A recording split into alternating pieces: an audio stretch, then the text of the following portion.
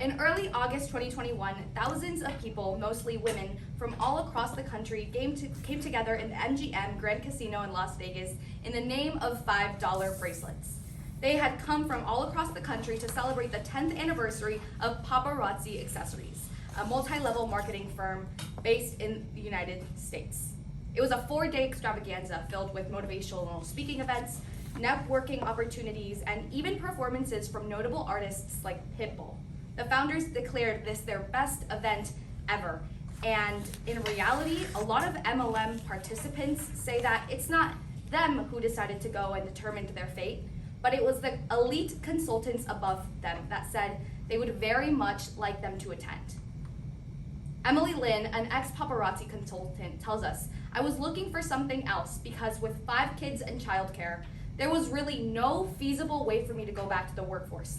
I was vulnerable enough to think that it seemed like it could be something." And she's not alone. Multi-level marketing firms is a business method used by some direct sales firms based upon individual distributors recruiting more people into the company while also selling product. Whether the company calls you a stylist, a consultant, a wellness advocate, or an agent, the goal remains the same. Try to tell your family and friends about a product, barter it off, and eventually recruit them into the system and get them to do the exact same thing. These companies typically draw in a very specific type of seller, a woman, typically a mom, seeking to escape the boundaries of what it means to be a working woman in the 21st century. I asked, good afternoon, my name is Gabby Urdaneta. Today I'll be discussing women and multi-level marketing schemes.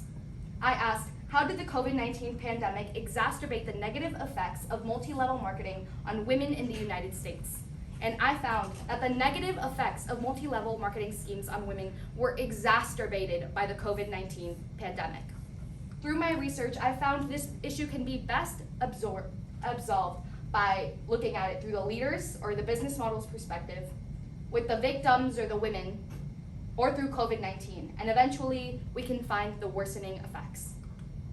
So first, allow me to just establish that the United States is the leading market for direct sales, meaning that this issue is more prevalent than ever. Additionally, Jamie Ludwig, an ex-consultant for a company centered around weight loss shakes, tells us, "A new mom with baby fat, and I wanted to lose. Desperate to be at home with my kids. She and her husband spent over $1,000 to get her started in this company. She says that she spent the entire time on the phone trying to sell, giving her kids no attention and working 50 or 60 hours a week, more than she ever did before. After quitting, she now understands that the company really just targeted her because they knew she was vulnerable, and she's not alone." In reality, after a study realized by the AARP, we found that the average hours worked per week have absolutely nothing to do with how much profit you made. The reality is that you are more likely to succeed in one of these companies if your friends and family are also vulnerable enough to be sucked into the system. So I found that the best way to fix the business model issue when talking about this MLM issue is to further government intervention of MLM companies by reinforcing the Department of Consumer Protection's guidelines and practices. By doing this, we can ensure that the government is actually taking a look at what these individual firms are doing and therefore protecting women in the long run. But it's so much more than just what the government can do. It's about these companies' transparencies. On the New State Enterprises multi-level marketing website, it tells us all about their statistics, talking about how much money they've made and what type of people work for them. Here in their information, it tells us that the lowest level of worker gains $62 an hour. Not incredible, but absolutely at least a profit.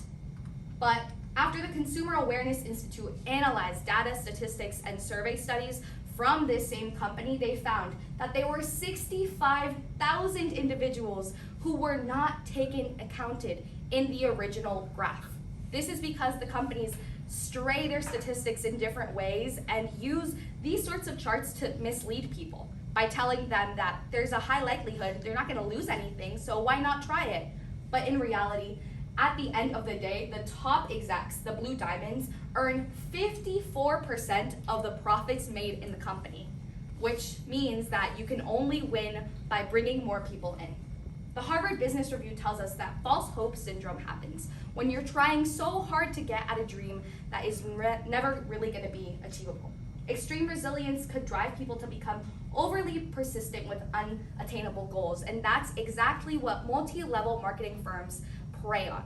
They see that women are so attached to the idea of having a flexible work schedule and prey on them, leading them to developing false hope syndrome and putting them into debt. Because, as Bosley and McKedge tell us, only 6% of individuals in multi-level marketing firms actually make anything at all. 94% of individuals make $0 or actually lose money in the process because they buy a lot of product and then aren't able to sell it, putting them in a deficit. So I found that the best solution for this issue is to increase the transparency, not specifically from the firms themselves, but from the individuals that leave the companies. Because by starting community dialogue about what it means to, in reality, be a multi-level seller, we can ensure that people know what those experiences are like, and therefore ensure that in the long run, women will be less likely to join these companies. But now let's talk about COVID and how in reality it made it 10 times worse to be a multi-level marketing consultant. Before coronavirus, 20% of individuals in America wanted to work from home. During COVID, 71% of individuals worked from home. And afterwards, 54% now say that they like to work from home and that it's a goal from them. This stark increase tells us that people are looking for a flexible work schedule, and specifically women are. Specifically because women are expected to have different norms in the household and make sure that they're balancing their own work-life needs with their community needs. They need more flexibility. And that's exactly why 75% of people in MLMs are women. Avon actually boasts a 53% increase in sales representative signups as of 2020. We can increase flexible work opportunities and help women in the long run to ensure that they're not led to these schemes. So with stricter government regulations, transparency, and work opportunities, we can protect women all across the country. But policymakers might not be prioritizing this. MLMs are hard to regulate and companies could lose profit.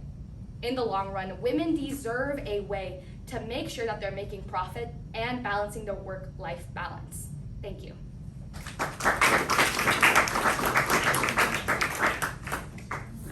All right, 2 questions for you. First question, what evidence did you gather that you didn't use, and why'd you choose not to use it? I found a really interesting UPenn study that talked a little bit about government regulation and what sorts of policies can be put into place for governments to regulate MLMs. But in reality, there were like 25 different examples listed, and I didn't think it was the best use of my time. Okay. And next question, how does your conclusion, or I guess solution, respond to any of the other research that you found as you went through the process? Well, in reality, a lot of the multi-level marketing firms aren't so much about profit, and they're more about community. So I wish I could have looked at the psychology of the issue a bit more and the why behind women joined these companies. I touched on it a little bit in my second solution about how we should be more transparent as an American society, but that was kind of the way that I tied that in.